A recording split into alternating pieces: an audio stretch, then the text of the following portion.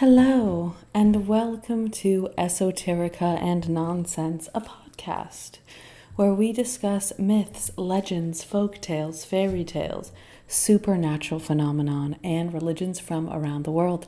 I am your host, Annabelle, and I'm speaking on a spooky Capricorn evening. Today, we are going to talk about vampires, specifically vampires from Eastern Europe and Nosferatu. How did the myth of vampires start and eventually turn into a cultural classic, Nosferatu? We are going to talk about the curse of the alleged original film.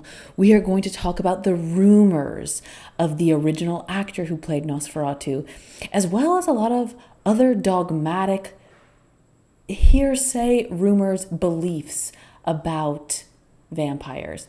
Where do all of these ideas come from? Garlics, wooden stake, holy water. Where did it all begin? I'm so glad you asked. Let's jump into it. First of all, I do want to mention that vampires are a very vast topic. They have variations around the world.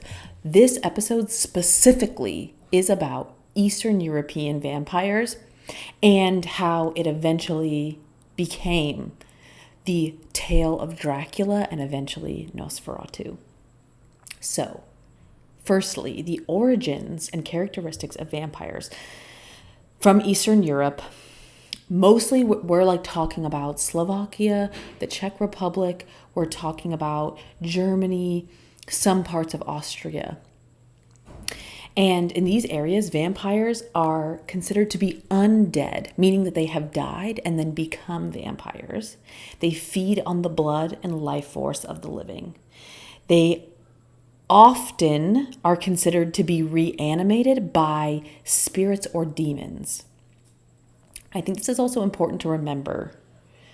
I think a lot of modern vampires, we think of them being drained by a vampire and then they turn on the verge of death. But in original Eastern European belief, these people are fully dead and then a demon or spirit repossesses them. I think that's an interesting distinction. So, oftentimes, modern vampires are depicted to be suave, often romantic and very sexual, and we're going to get to that in a second. But original vampires were considered to be completely grotesque. They were depicted being bloated, having reddish or darkened skin.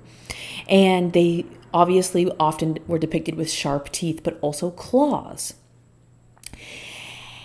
And they were believed to have arisen from improper burials, also suicides, people who committed crimes while they were alive, people who practice witchcraft, as well as individuals who are considered to be cursed at some point through their life. In some parts of Eastern Europe, they believed that babies born with deformities or certain birthmarks were more likely to be predisposed to becoming vampires.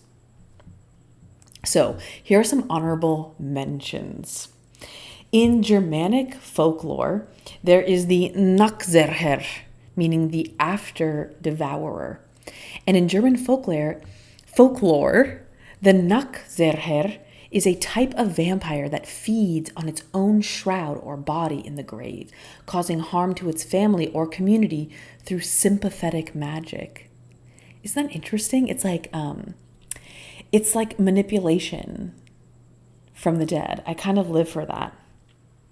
So, allegedly, the signs to spot an after-devourer or a Nachzerer is that corpses found with open mouths or chewed burial shrouds were suspected of being these creatures. So, to prevent this, people would place coins or stones in the mouths of the dead to prevent them from chewing their shrouds. And I think that's so interesting. Obviously, maybe animals were getting in to their caskets, and obviously bloating is a really common thing when people die. So I do just find it really interesting that they would put coins in their mouth. It also does remind me that ancient Egypt, they would often put coins in the mouths of people so that they could pay the toll in the underworld. Right? I think that's a thing. So another type of vampire in Germanic folklore was known as the Druden. These were nightmare spirits. Sometimes they were connected to vampire lore, but sometimes they were depicted more as demons. Drudens were basically like witches or spirits that were known to sit on a person's chest at night and drain their energy and cause them nightmares. And this sounds exactly like a sleep paralysis demon. I've never had them, but I know a lot about them. I know some people who've had them, and I've done some research on my own, and it seems to be a really common experience. I couldn't put a percentage to it, but it seems that most people who've experienced sleep paralysis have experienced some kind of dark, like shadow sitting on their chest. And I think that's really interesting. And so according to Germanic folklore, these are almost like energy vampires, like Colin Robinson. If you've ever had sleep paralysis, please write in. I'd love to hear about that. Okay, so some honorable mentions of vampires in Eastern European folklore were the Upir or Upior. These are a type of Slavic vampire, also mentioned in Russian folklore and Polish folklore. And these are considered like one of the first vampire legends, the Upior or Upir. And they are like classic. They're known for consuming victims' blood and flesh. However, there's also another kind of vampire called the Strygia. This is a Polish vampire, and the Strygia was thought to be a vampiric demon created when someone was born with 2 souls and 2 hearts. After they died, their second soul would rise, and then they would prey on the living. Isn't that? I find that one to be really interesting. That like someone would be born with 2 souls and 2 hearts, and the second soul would rise again, come again. I think that's so fascinating to me. Okay, then in Romania, and Romania I feel like is the one that is maybe the most infamous, because this is where Transylvania is. And Romania is kind of like, I think in modern day we associate vampires from being from Romania. So in Romania, they have a few different kinds of vampires. There is the strigoi, which is a restless spirit that rises from the grave to harm the living. Then there's the strigoi V, which is like the living version of the strigoi. And these are witches or cursed individuals who could turn into vampires after death. There's the strigoi morti, which is like the dead strigoi. And these are vampires who came back to life to torment their families. And then there's the moroi, which were often confused with strigoi. However, the moroi were spirits of unbaptized children. Oh, please. Or those who died prematurely, sometimes described as phantom vampires. Oh, okay, yeah, this sounds like churchaganda. If you don't get baptized, you're going to become a vampire, please. So also a few other honorable mentions that in Bulgarian culture, there are vampires described as shadowy spirits or reanimated corpses that could transform into animals or sometimes even fog and mist. And the reason I kind of touched on all of those briefly because vampires are a really vast subject. And I think in modern day, we do think of like this Nosferatu character or this Dracula character, whatever. Maybe you think about True Blood or Interview with a Vampire, Twilight. We think of these people with pale skin who are hot and attractive, who seduce people. Maybe they hypnotize, maybe they read minds. But in most cultures, and this is, I think, like a worldwide thing, like the vampire archetype is usually more either demonic or beast-like. And even from Eastern Europe, this seems to be a common theme. Now, let's get into some like details of where a lot of these ideas may have come from. And this is where things get really interesting for me. So, of course, like a really big part of these beliefs is rooted in fear of witchcraft. And I do think that as Christianity became more widely accepted, that did become a part of vampiric lore even more. You know, people practicing sorcery. I mean, it could literally just be herbal medicine, but that would kind of play into this idea of them being sinners and working with dark spirits. So sorcery and witchcraft is a huge part of these myths, like really catching fire. But another really big thing was grave disturbances. Any kind of body that was unearthed, maybe from a grave robber, maybe from an animal, like this really rattled people and scared people. And especially if the body was undecayed for some reason, that scared people. Like perhaps in the winter, a grave robber came and the body didn't decay as much because it was so cold. That would really freak people out. Another big thing was bodies being bloated. This is super common. Bodies bloat when they die, but this would kind of make people think that they had been eating after death. And let us not forget that in Europe for many hundreds of years, the bubonic plague would spike and it would resurge. And oftentimes when people would die, they would blood would come out of their mouth after death. And especially if they started bloating and then there was blood on their mouth, a lot of people started believing that these people were eating other people after they had died. So interestingly, because in their culture, they really thought people were dying, being buried, and then digging themselves out and becoming vampires. It became really common for people to drive either a wooden or iron stake through the heart of the dead person in their casket as a way to nail them to their casket. And this is where this idea comes in of like shoving a wooden stake through their heart. Another big one was decapitating corpses and burning them. I mean, that'll do the trick. And another interesting thing that they would do is they would bury bodies face down to confuse them, which I think is really interesting. I don't, to play the devil's advocate, if someone was in fact a vampire, they died and came back to life, would burying them face down be enough? I don't know. I don't think so. The other thing I found so interesting is garlic. People would really put garlic in the casket of a dead person, as well as thorns and other holy items like crucifixes. And this was believed to protect the spirit from becoming undead. The most interesting one, the thorns, make sense because I think it's like a callback to Jesus, and as so is the crucifix.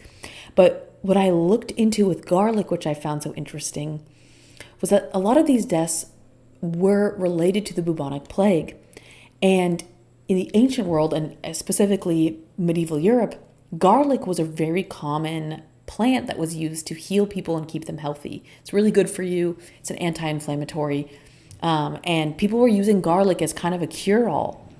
So they would put garlic in the caskets of people thinking that it would prevent them from becoming vampires. Almost like being a vampire was like an extra sickness on top of the bubonic plague, which I find so interesting.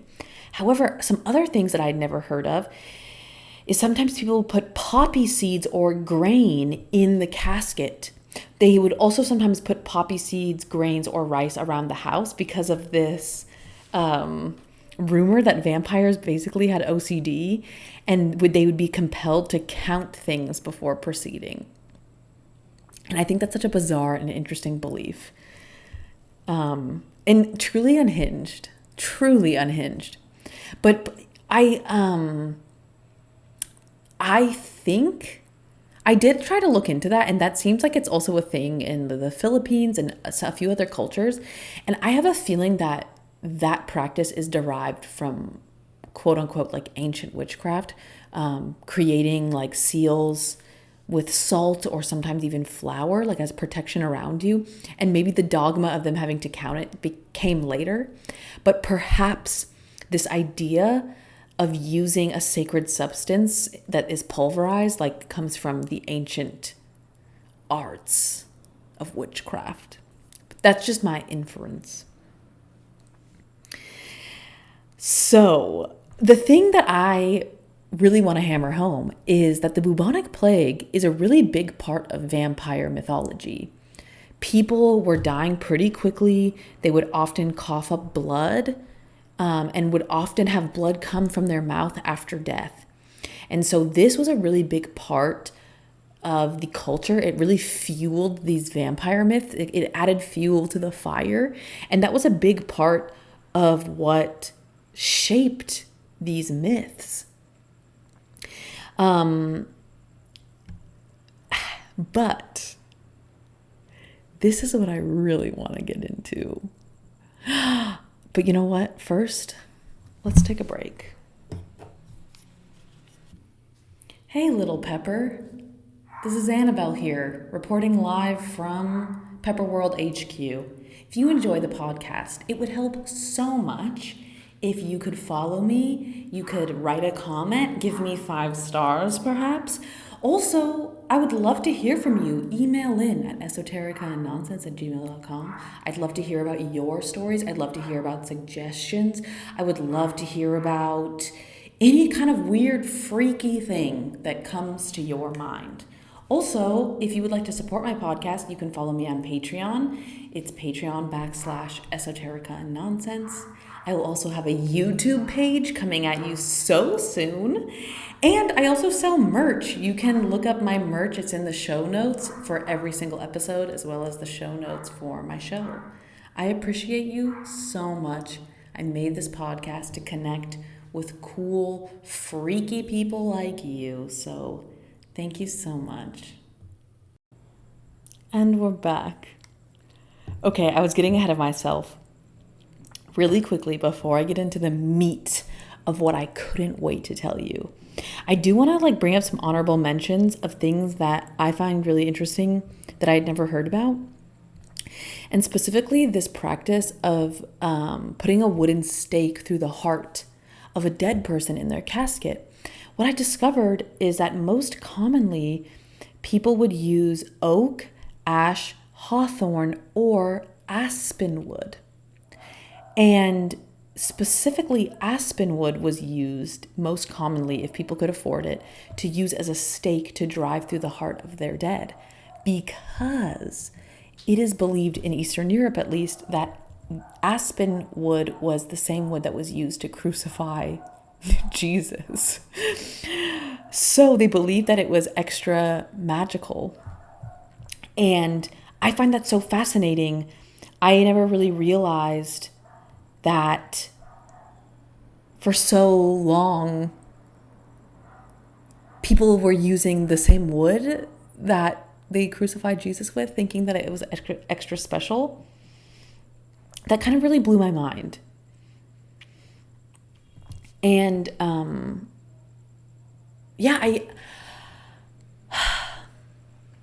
do think about how much we have forgotten local beliefs and dogma about specific plants. And really what I'm talking about is I grew up watching movies with vampires where people put wooden stakes through their heart. And we don't really know where that comes from. It's just a wooden stake through the heart and it works. But it's so interesting to me that in some European cultures, it was a specific kind of wood because of its relationship to Jesus and holiness that would then kill the vampires who were, possessed spirits. I think that's so interesting. And it's so interesting to me how these things become part of lore and then they lose their meaning, I think my first vampire movie I was obsessed with was The Little Vampire, right? Do you remember that movie, The Little Vampire? I loved that movie. And that was kind of the only thing that the guy used. There was the vampire hunter who was this total prick. And he was this greasy butt crack man. And I'm pretty sure the wooden stakes were his only weapon. I don't think he used silver bullets or anything. It was just wooden stakes. And he had a crucifix and he had some garlic and stuff. But I just find that so interesting to me. And I think that's why I wanted to start this podcast, because I'm so interested in the ancient world and I'm so interested in the legacy of our ancestors, our global ancestors from around the world, and their beliefs, and how much their beliefs have shaped our reality. And it's kind of everywhere. Like even in silly little stories or movies that are make-believe are shaped by these ideas that humans had hundreds, thousands of years ago. And I just find that so fascinating that these beliefs are like hiding in plain sight, and we often don't investigate them. I find that so interesting. So this is what I was so excited to talk about. This is the real meat. One very, very interesting aspect of vampire lore relates to UFOs and aliens, specifically the Carpathian Mountains. The Carpathian Mountains is an area in Transylvania that is noted for frequent UFO sightings and strange lights in the sky. So obviously, for a long time, this has an area that's been associated with mystery and intrigue, and of course now in modern times with aliens and UFOs. But of course, in maybe a more medieval setting, if you don't really think about aliens, like you might think these lights are people practicing witchcraft or like some kind of demonic activity. And so there are some people who believe that the region is like particularly magic and holds energetic properties such as strong geomagnetic fields.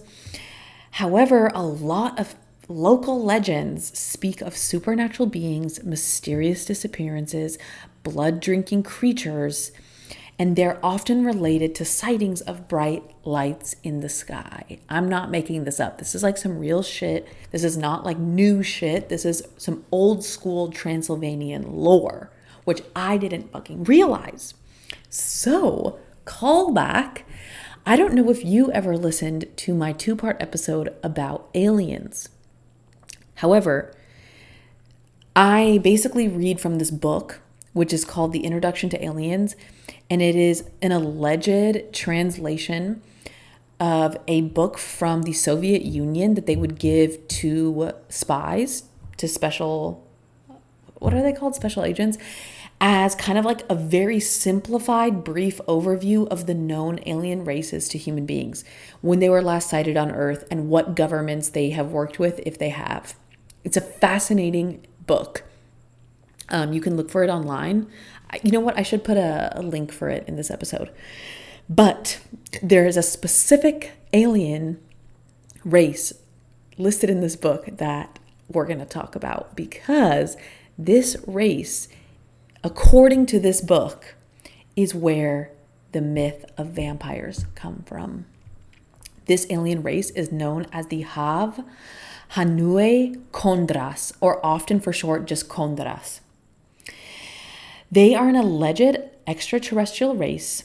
They are usually featured prominently in the fringe, so they're not often talked about. And they're described as part of a complex network of alien species that interact with humanity. They have a lot of different accounts of like what people describe them as, but most people describe them as creatures who drink blood and who experiment on humans. I am going to read to you what is written in the book I was mentioning from the USSR. It's again super, super brief. I'll go into some more details of like alleged information online, but this is what the book from the USSR says. The Kondras come from the galaxy Sexton's dwarf SPH. No idea where that is. They first visited Earth in 934 AD in the area that we now know as Romania. That's where Transylvania is, by the way.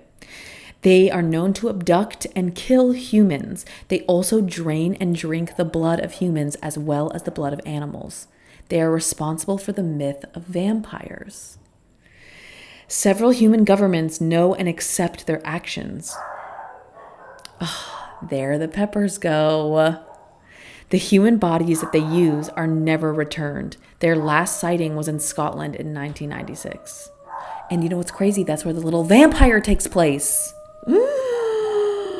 Oh my gosh. Okay, these peppers are going at it. I need to close the window. We'll be right back. Planet Earth can be a terrifying place sometimes. Why is that? Because of humanity, human beings. However, I would like to remind you that planet Earth is a beautiful planet, and a big reason why is because of plants. Plants are amazing. Plants are so magical. Plants are the original OG life force on this planet.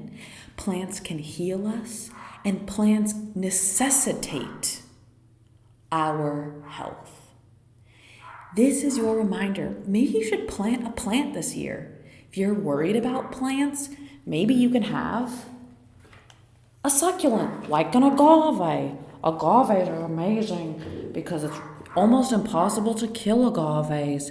And you can use them on your skin. You can use them if you have a sunburn. You can use them for moisturization. You can actually drink the pulp if you ever have a cold.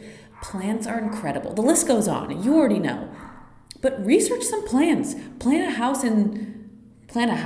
No. Plant a plant within your house. Maybe plant a tree outside of your house.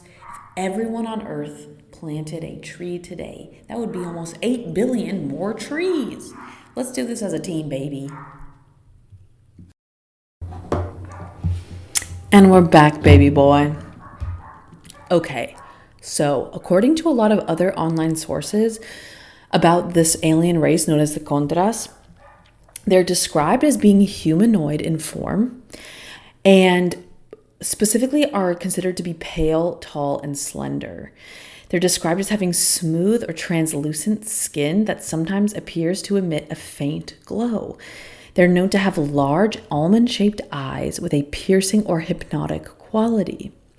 They have delicate, almost ethereal features, giving them an otherworldly appearance. They're typically described to be taller than humans, ranging from 7 to 10 feet.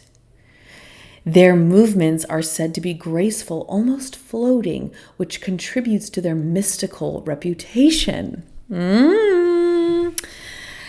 They are said to originate from a distant star system, often unnamed or linked to the obscure constellations. Some sources suggest that they come from another dimension or a higher plane of existence, making them interdimensional beings rather than strictly extraterrestrial. They are believed to have visited Earth in ancient times and may have been mistaken for gods, spirits, or supernatural beings by early civilizations. Their presence is linked to various myths, particularly those involving vampires. Dude, what? So, of course, their biggest characteristic, which is the most infamous, is that they are known for consuming the blood and life force as a physical necessity or perhaps as part of a ritual. This behavior has inspired myths of vampires, leading some to classify them as energy vampires rather than traditional blood drinkers. They also have a reputation for telepathic and hypnotic abilities. They possess advanced mental capabilities, including telepathic communication and the ability to influence or control human minds. Some stories describe their ability to induce paralysis or hallucinations. Their technology is described as so advanced that it happens to appear magical to humans. They are said to use crafts capable of interstellar travel or dimensional shifts, often described as glowing orbs or translucent spaceships.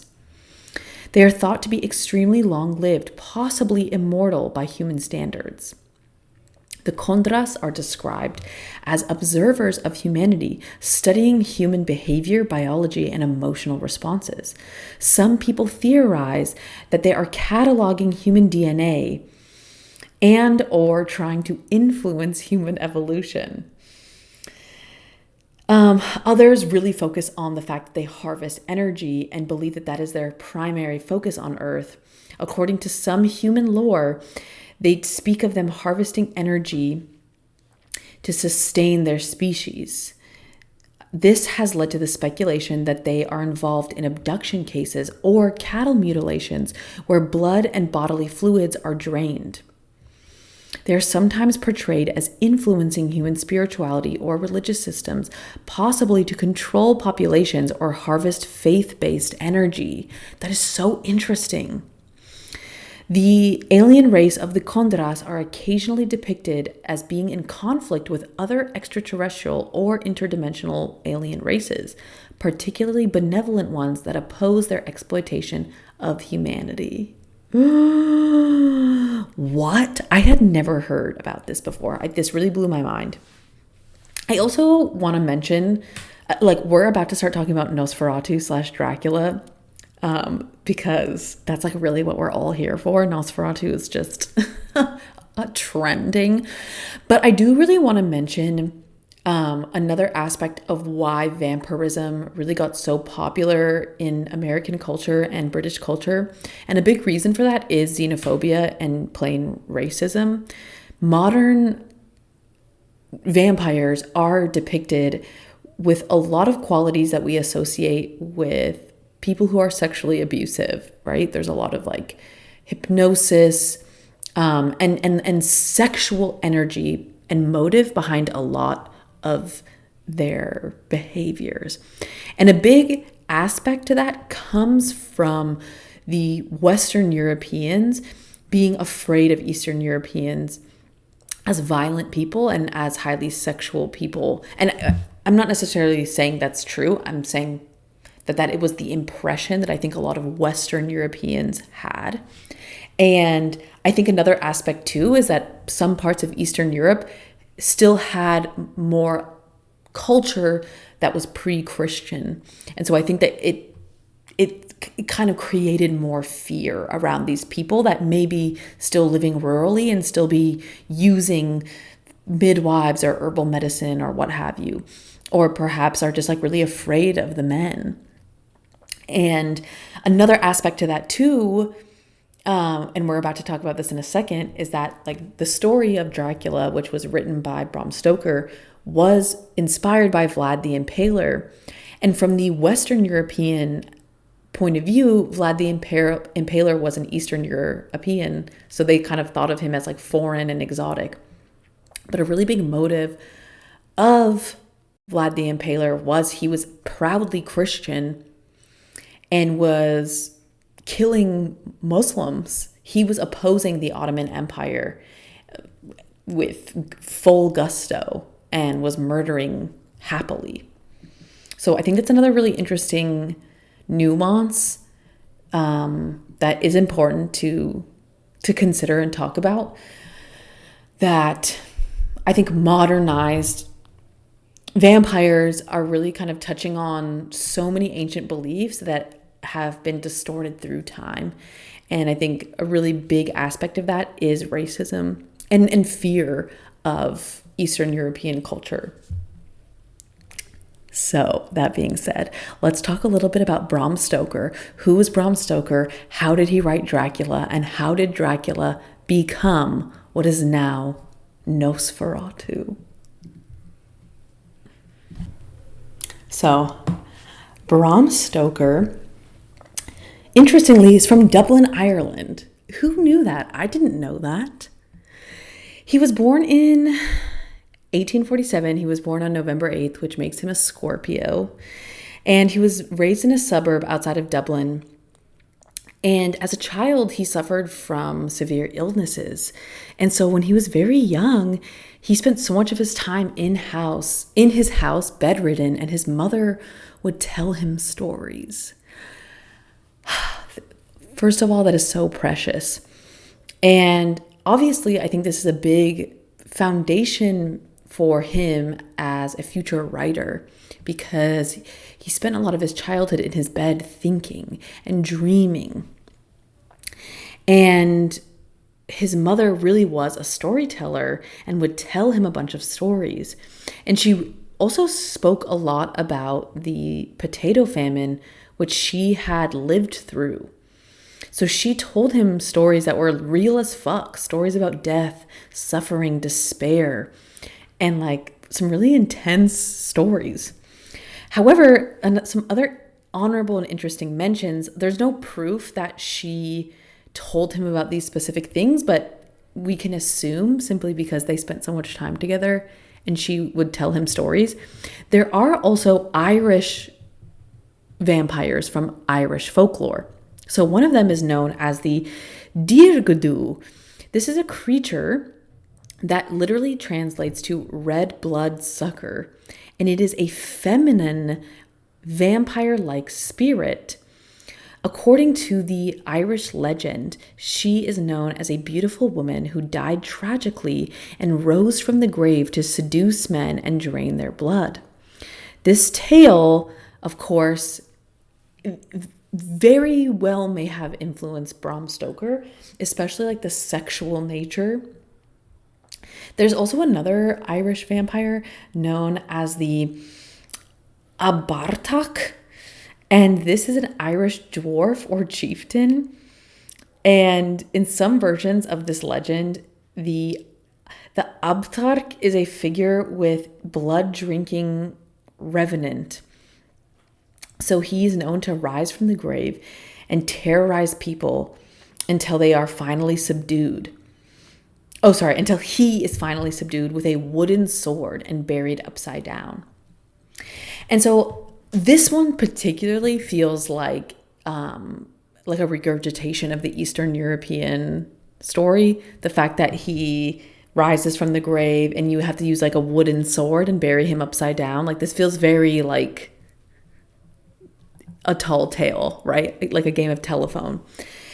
But another interesting vampire-like legend are the banshees. The banshees are these stories of these like spirits, these omens of death that are known to like scream and screech in these like really horrifying sounds. And they're known to be terrible omens. And this is kind of like, I think it's so interesting to think about who Bram Stoker was and the kinds of things he was thinking about in his childhood. And I don't know. These are like the things I think about that I like to think about. People who lived hundreds of years before us, like what were they daydreaming about? And how does that inform their life and possibly their art? So, unsurprisingly, as Bram Stoker got older, he became really interested in researching Eastern European culture, most likely because he was drawn to how dark and creepy a lot of it is. And specifically, he became fascinated with the story and history of Vlad the Impaler. And so, Dracula was directly inspired by Vlad the Impaler. And that is something that I did not know growing up. And I find that to be so interesting. And so here are some hard facts about Vlad the Impaler that you're going to start seeing like how much this modern vampire myth that we all think of as modern day vampires is really modeled after Vlad the Impaler. So Vlad III was actually known as Vlad Dracula. Vlad Dracula. That is the name he was known by. The translation of that was actually the son of the dragon, which is fucking sick. We do better. However is listening, we need to do better. We need to name our children sicker names. Why don't you name your son of the dragon, the third? Come on. So his father, who was Vlad II, was a member of an order known as the Order of the Dragon. This was a chivalric order established to defend Christianity in Eastern Europe against the Ottoman Turks. So these were like full-on warriors of Christianity. Like they were just not feeling Islam. Oh my gosh, did you hear that? My neck really needed that crack. Crack kills, kids. Crack kills. Okay, so interestingly, in this word Dracula, or sometimes in Romanian pronounced as Dracul, which is actually like sick, Dracul. That sounds like some cool, like it sounds like Joe Cool, you know? That's a sick nickname. Like I could see like some like stoner dude who's like kind of creepy and like he's like kind of gothy, but like a skater, like a goth skater, like Dracula. That's a sick name. Write that down. So, like I mentioned, often this translated to dragon. However, sometimes this word Dracul was translated as devil.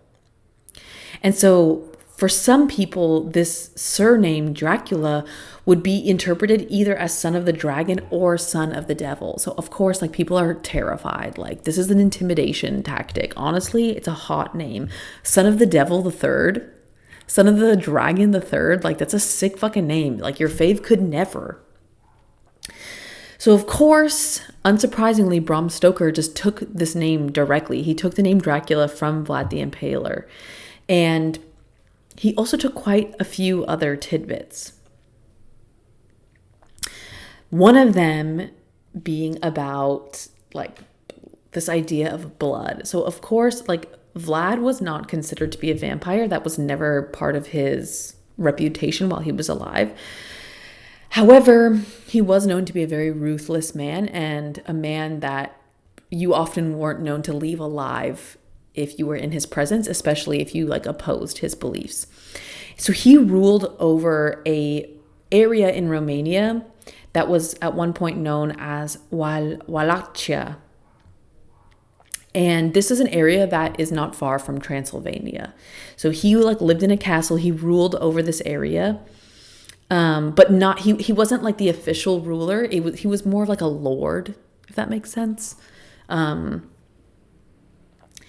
And he would come and go as he pleased. So again, he wasn't like an official ruler, but in a way he was. He was like a protector and a lord. I'm using the word lord liberally. I don't think that was his official title, but I think he had the same authority in the sense that he was like a local man of importance with access to his own castle. His castle was known as the Ponari Fortress, and it was situated in a mountainous area that, again, like, you know, we're all kind of, I think most of us have seen Dracula, like we're kind of all being able to visualize it in our heads. And so, of course, like this is like really evoking this like creepy, eerie energy, this gothic symbology that is like what the Dracula story is about. This is like directly taken from Vlad's life. Another thing that Bram Stoker took from Vlad was that like he wasn't considered to be a vampire, but a lot of historical accounts paint him to be otherworldly. He's described as being cunning, invincible in battle, and known to be incredibly vindictive and to carry out very harsh punishments. So a lot of people associated this with demonic behavior. Some accounts suggest that Vlad's brutality aligned him with evil and perhaps with supernatural powers. And of course, you know, like in the story of Dracula, Dracula is known to have supernatural powers. He was known to shapeshift, control wolves and bats, and hypnotize his victims. And it is like super inspired by Vlad of being just incredibly intimidating and otherworldly. But I think like a really big distinction that is important to remember is that in real life, Vlad the Impaler was a staunch defender of Christianity, and all the people he was torturing and killing were usually people from the Ottoman Empire who were trying to spread Islam through Eastern Europe. And so he was essentially like doing like a one-man jihad. He was killing people who did not align with his spiritual beliefs. And I do think that's really interesting because obviously like a big part of these vampire myths, which are nowadays very derivative of Dracula, you know, they all kind of fear the church. They fear crosses. Crosses seem to affect them negatively. And that is like a huge difference from who Vlad the Impaler really was. And I find that to be so interesting. And of course, Bram Stoker was in Ireland. And like I mentioned before, I think for Western Europe, Eastern Europeans feel so foreign to them and so, perhaps they would like lump them into the Byzantine Empire and the Ottoman Empire. And so like them being Christian may not be enough for them to like feel that they are related, if that makes sense. I find that to be so fascinating. So let's get into Nosferatu. I don't know if you knew this, but the original film of the 1920s is thought to be cursed. And the original actor who played Nosferatu was thought to be a real vampire by many people. Let's get into details. This is why we all came here. Eat your popcorn, babe. Have your water. Make your tea, because we're going to get into the juicy details. This is drama. This is OG drama. So after the book of Dracula was written, it got super, super popular. And within like the next few decades, a silent film was made in 1922 called Nosferatu. And this movie, Nosferatu, was basically a direct ripoff of Dracula. They just didn't get the rights to it. So it's like, it's literally a ripoff. They just called it Nosferatu. And there is so much mystery, intrigue, and legends about this film and why it's cursed. And I want to eat it. I want to slurp it with the straw. I love the drama. So instead of Count Dracula, the vampire in this film, Nosferatu, is known as Count Orlok. And it was played by an actor whose name was Max Schreck. And just for some clarification, Shrek is spelled S-C-H, like R-E-C-K. But I'm pretty sure you just say Shrek, like Shrek, which is pretty sick. So this actor was named Max Schreck. He played Count Orlok, who was like truly like a vampire. If you've seen the original or the movie from the early 70s, or was it 69 or something? It's either the late 60s or early 70s. That is actually like my favorite iteration. The one from the 20s is kind of hard to watch. But this character, Count Orlok, is like this super creepy, pale, bald-headed man. He has pointed ears and like long pointy fingers and these like two big front teeth, almost like rodent-like. He kind of looks like a creepy, skinny, naked mole rat. And the actor, Max Schreck, brought quite a lot of monstrous realism to his character. Allegedly, he really grew his fingernails out, and he was a method actor. So he would come to set every day in full makeup and would never take it off and wouldn't really talk to other people on set and would like stay to himself. So immediately when filming started, people were terrified of this guy. And basically, like as filming continued, the rumor started growing on the set. And specifically because he really like had a secretive nature. And another aspect to it is in German, the word Schreck translates to fright. And so this like really had people going, like the fact that his last name meant fright really had people thinking that like this man was like some kind of demon. And so interestingly, like they made a film in the year 2000. I don't know if you've seen it, but it's called The Shadow of the Vampire. And it's a movie that is about the filming of this original Nosferatu. So it stars Willem Dafoe. He plays this Max Schreck, the guy who's playing Count Orlok. And John Malkovich plays the director. And so like this movie, which is like, it takes a lot of artistic liberties, is basically like presenting the idea that the director knew that Max Schreck was a vampire and hired him so that it could be like a hyper realistic film. Now, of course, like there's no There's nothing to back up that Max Schreck was a real vampire or that the director like knew that and hired him for that. But this movie is like, it's pretty fun, and it kind of explores this idea of like, what if he was a vampire and the director knew. Like, it's kind of iconic. And so like, basically by the time that the filming of the first movie wrapped, a lot of people on set were really, really off-put by the actor Max Schreck. Not only because he was secretive and he was like method acting this creepy ass character, but also because weird things started happening. People started talking about the movie being possibly cursed, mostly because several cast and crew members reportedly experienced misfortunes during and after production. Obviously, these could very well be coincidences, but this started having people think that like there was some dark magic going on. Allegedly, some people on the crew died suddenly. There was a producer named Albin Grau, and his wife died suddenly. He claimed that his wife passed away unexpectedly during the middle of production, and this personal tragedy is often cited as an early sign of the curse of this film. There was also several crew members who alleged that they fell ill during the production of Nosferatu. The illnesses ranged from mild to severe, with some individuals who were unable to complete their work.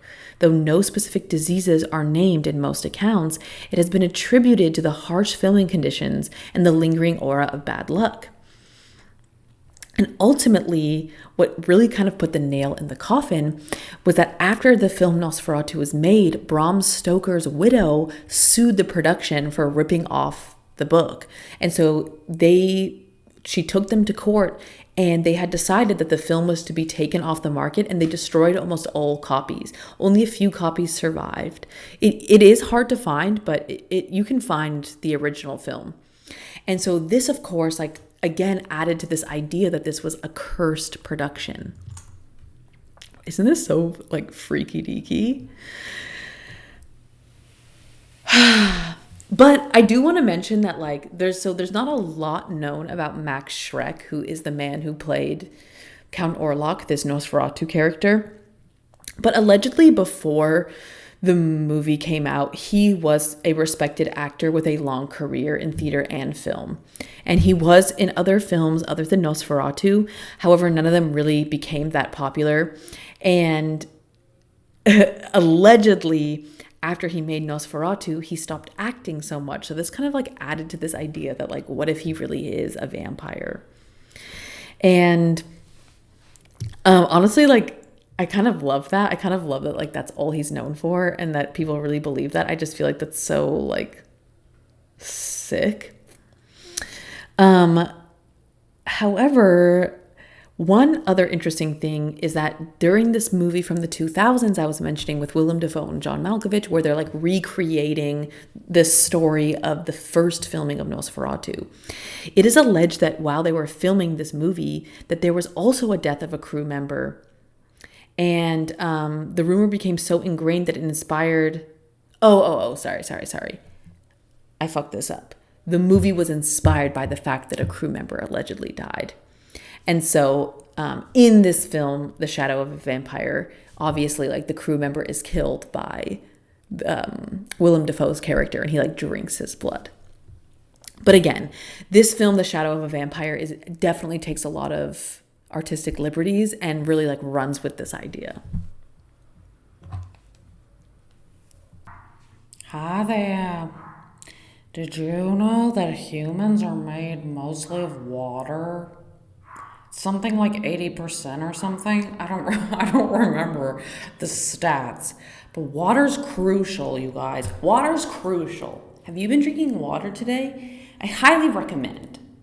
You can also add a little bit of like pink salt or Celtic salt or some nice like real salt to your water to help your electrolytes. You can do a cucumber infusion. You could add some mint in there, some chia seeds. Like I'm inviting you to be creative here, but I'm also here to remind you, drink your water, baby boy. Drink your water. Really helps with the function of the nervous system, the function of the bowels. We're talking optimal functioning here. Drink your water, baby. And we're back.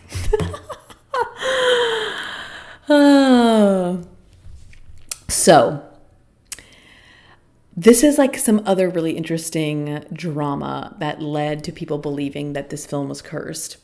There was a screening of the original film Nosferatu, and allegedly there was a fire that happened. And the theater, according to legend, the theater burned down as well as the film. And of course, like, it is important to note that theaters often had fires because of the flammability of old film and that everyone was just smoking openly. So like, it is totally possible that it was an accident. However, like, this just kind of again like added fuel to the fire of this being like a really creepy production. And like, truly for over 100 years, people have rumored that Max Schreck really was a vampire. Obviously, since this time, the copyright of the Dracula novel has expired, and so now people can make films and kind of reboot Nosferatu, as it's not a copyright infringement. But I do think that the original Nosferatu film almost became more interesting because it became like illegal, it became taboo, it became banned. And I think that is a really big contributing factor to the film's mystique and curse. You know, like, there's just nothing like banning a film to make it more infamous. I also find it really interesting that this character, Count Orlok, who is the character of Nosferatu, is like really like a regurgitation of an Irish man's idea of an Eastern European man. And I think that is ultimately what modern day vampirism has become. Even if we don't really realize it, even if we're thinking about Edward Cullen or Lestat from Interview with a Vampire, right? Like, our ideas of modern day vampirism is really like a Western European window into Eastern European culture. And so I do really think that we shouldn't overlook that. It's in a way a bastardization, in a way it's a reduction, in a way there's like elements of xenophobia.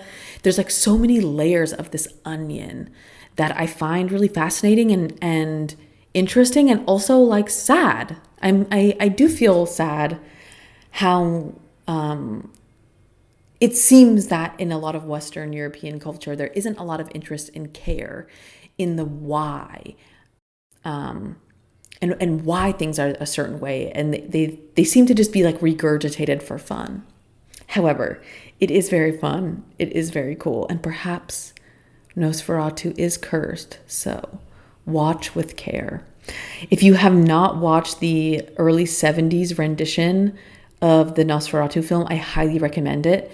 It's hard to find the original version because the original version, I believe, is in fact in German. But they basically have an English version that's partially dubbed. During filming, they had actors do a scene in German, and they would film the scene again in English. And in some parts, they would have people speak in German who didn't speak English. They would dub over them. And I've heard that the German version is the best. I just had trouble finding it. So I watched the English version. It's incredible. It's beautifully shot. It's truly an art film. And it's super, super fucking creepy. Highly recommend. And that tops us off, baby. I could talk forever, but let's keep it a short, tight hour. Thank you so much for listening. I have nothing but appreciation for you. Please take good care of yourself, and I'll catch you next week. Over and out.